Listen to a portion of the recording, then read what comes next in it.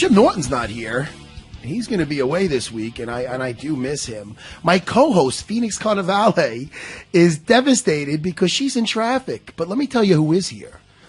I want to welcome in studio one of the godfathers of gangster rap, actor, producer, the great, the legend. I'm hyping you up, really. Is this too much, or is this? No, I'll man. keep going. Hey, keep it going. It sounds good. It's Ice Cube, the great Ice Cube. Yeah. What's happening, y'all? How you feeling? Hey, thanks for hanging out with us here on UFC Unfiltered. Anytime. Are you a fight fan? Do you watch any mixed martial arts? Oh yeah. You watch the UFC at all? Yeah. I usually catch the big ones. The big pay-per-views. But when I'm flipping, sometimes I go and try to find, when they playing the replays of the fights. Yeah.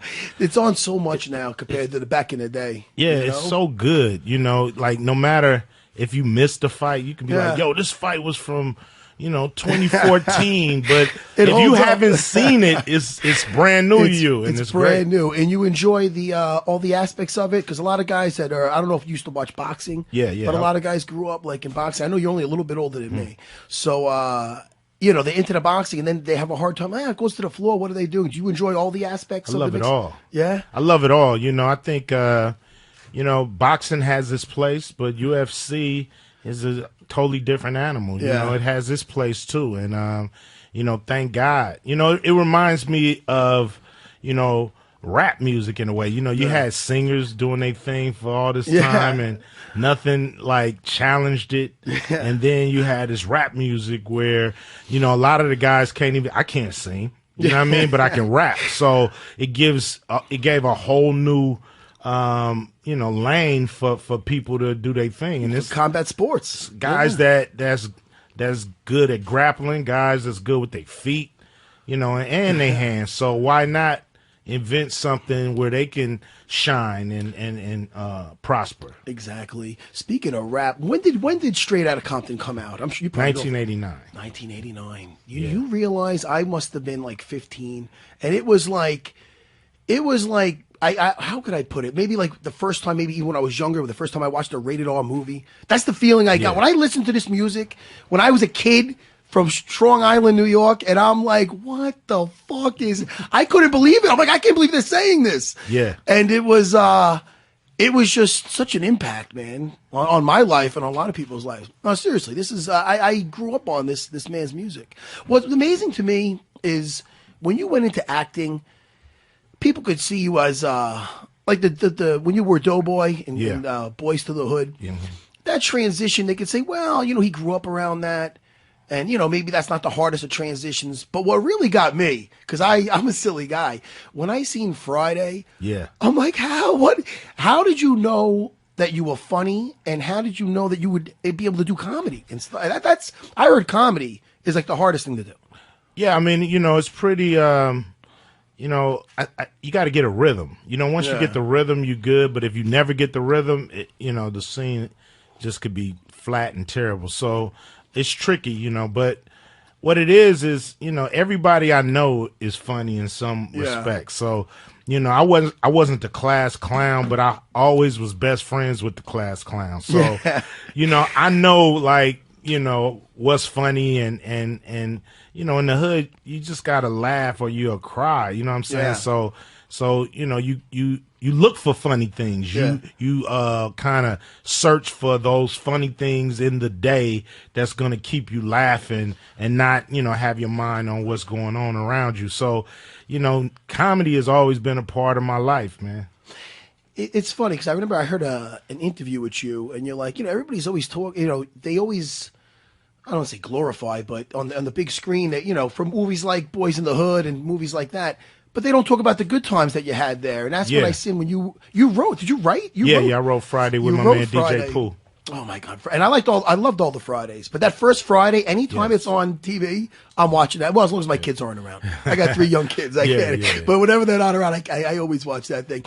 By the way, you recently did, not too long ago, the return of Triple X, the Yes. return of Yes. our man, the middleweight champ Michael Bisping was in that. I don't know if you ever got to hang with him at all. Well, you know, we On said, set. hey, you know, Yeah. I was only on the movie like 2 or 3 days. Yeah. We had a chance to say, hey, it was pretty cool. When it comes between with the acting, do you prefer that the action stuff between the comedy, or is it just the totally two different things? And obviously, It's, you know, to do action, it's hard, man. You know, it's like, you know, I played football in high school, and when I did Triple X, the second one, dude, it felt like coming home from football practice every day. Yeah. I mean, you carrying guns, you fighting, you running, you jumping, you climbing. It's gotta be fun. You feel like a kid? Yeah, Is it you fun? do. You feel like a kid, you know.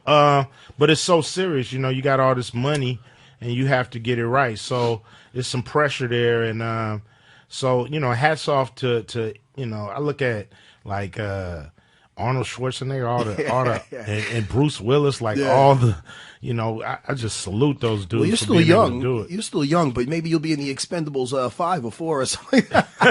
Right? Those guys are still in that thing. Yeah, they still doing it. Tell me about your new show. It just premiered last week on VH1. It's Hip Hop Squares. Let me see if I got that right. Yeah, Hip Hop Squares. Hip Hop Squares. What's that about now? Oh man, you know, it's that old show. Remember Hollywood Squares? Yeah, I You know, do. Phyllis Diller and of Billy course. Crystal and all them people in the 70s.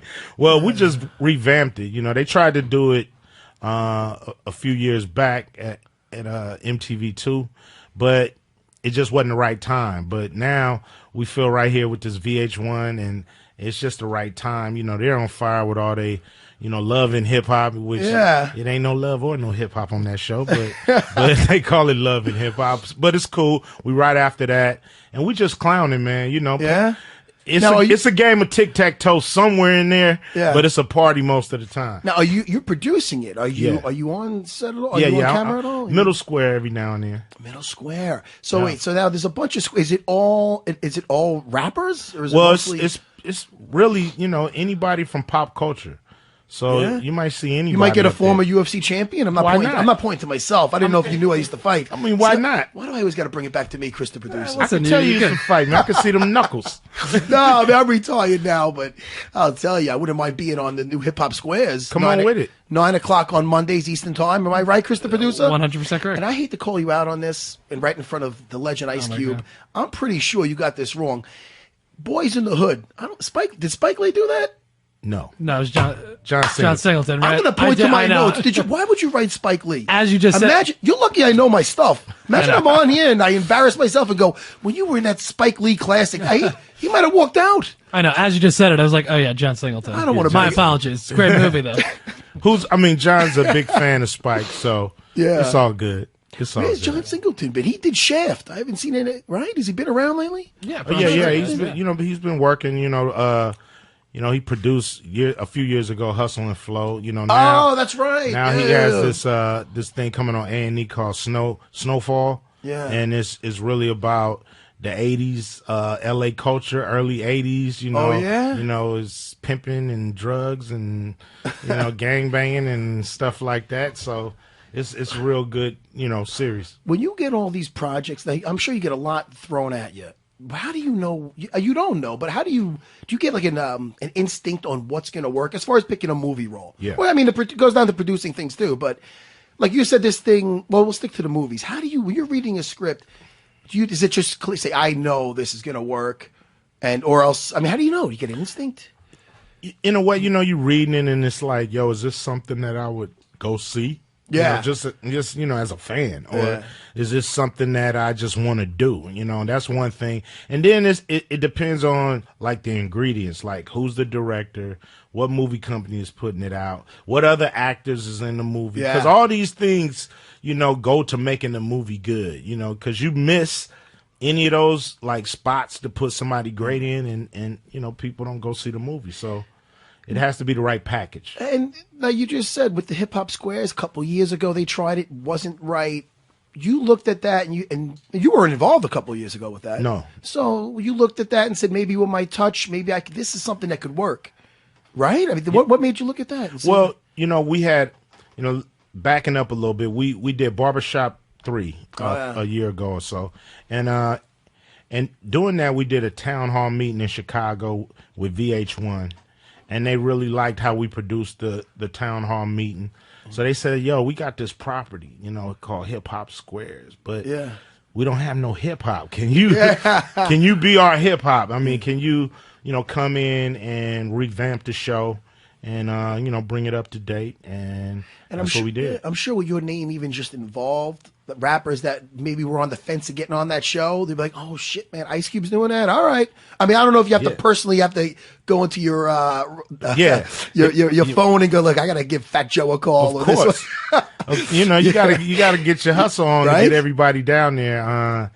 And it's a trip because we had to make phone calls this time, but after the premiere, I got people calling me saying, "Man, next time y'all shoot, gotta get me on there. You gotta get me on there." So it's snowballing into something. It sounds like a good time, man. And when people are having a good time on that show, people are gonna catch on to that, and it's like a good vibe. It's a good vibe, man. We got a bar in the back, so they nice and lit before we start the show. That sounds like a party. Chris, the producer, you're gonna have to work your magic and somehow get me on that show. We're gonna figure it out. Why am I here? I got the executive producer right here. I don't know. No. Well, listen, I love rap, but you said it's not just for rappers; it's for pop culture also. Yeah, everybody, man. You'll see everybody on that show. Oh, that's phenomenal. And what else we got coming out with the movies? We got something else coming out in June?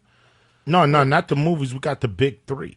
Oh, that's what I'm talking about. Could you tell us about that? The Big Three is professional 3-on-3 basketball played by ex-NBA players. And it's a great time, man. We got 8 teams. All 4 games. I mean, it's 4 games, 8 teams, 4 games. All 4 games are played in the same arena on the same day. So, tickets are like $27 and up. You can bring the whole fam down there. You see 48 of your favorite NBA players playing 3-on-3 basketball. How do they get on each other's teams? Who picks that? Well, right now they're going to have a combine and a draft. We got to see. We got to see if dudes can still do it. Yeah. we don't want the name. We want the game. You know what I mean? So don't come out here with no pot bellies. Yeah. You know what I mean? Come out here with your game right. Don't embarrass yourself. That's what they say about aging fighters. There's guys, Vitor Belfort, I'm sure you heard about. He was just asking about doing a Legends League in the UFC. Guys like over 40. I always say you don't want to. Aging fighters to me is kind of like aging strippers. It's kind of funny, but you don't want to see that shit. Who wants to? It's kind of, you can giggle about it with your friends, but be like, "Oh man, she might have been great back in the day." That's what they say about me if I put my fight trunks back on. Oh man, listen, we don't want to keep you too long. I know you're super busy today. You're doing a lot of press or what? You're all over the place? Just pumping it up. What's cool is our first game is at Barclays Center. So, I've been pumping that up. The tickets going on sale the 18th in a few days. We got a pre-sale on now. And what is it called again? It's called the Big Three. The Big Three. Yes. And everybody's excited about playing our first game right here in New York, the Mecca of basketball. So, it's going to be a great thing. Bring the family out. Tickets are on sale when? Tickets go on sale March 18th from Ticketmaster. You can get it, or you can go to the Barclays Center box office. And it's just a great time, man. Dr. J is a coach. Yeah. The Iceman's coaching. We got Allen Iverson playing, Chauncey Billups, Jermaine O'Neal, Kenyon Martin, Mike Bibby, Bonzi Wells, Corey Maggette. The name goes on and on, man. We got some great players. Fans of the sport, they're going to be besides themselves. Yeah. They're going to be actually besides themselves, not the right word. And they're going to be upset. We got a 4-point shot. Besides themselves? No, besides themselves, absolutely right. Yeah. They're going to be they're going through the roof. Go ahead. We got a 4-point shot. Yes. So that's great. Just to see guys. Chris, the producer, you're going to be at these games, aren't you? I wrote on the rundown. I was, putting the information on. It sounds like a great idea. How's the 4-point shot work? How's that different than the 3-point? It's 3 circles. Yeah. That's 30 feet away, and any of your foot touching the circle is money.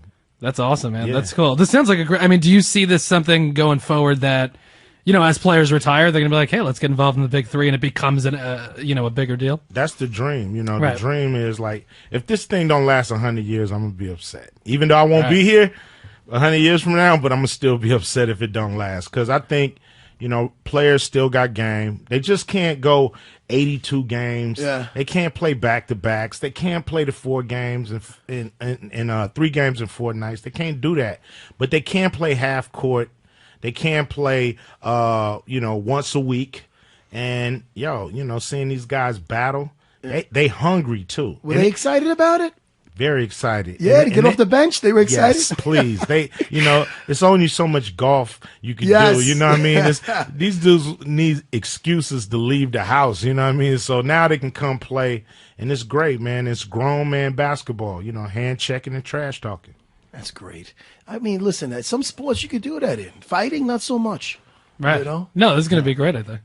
This VH1 Hip Hop Squares, it's on Monday nights Eastern Time on VH1. You got it, correct? 9 p.m., yep. And the big three, the tickets get on sale on March 18th, which is next week, this weekend. Yeah, this weekend. This weekend. June 25th is our first game. And that's going to be three. Here in New York? Right here in Brooklyn. Oh, my goodness. UFC Unfiltered people, you better be there, right? Absolutely.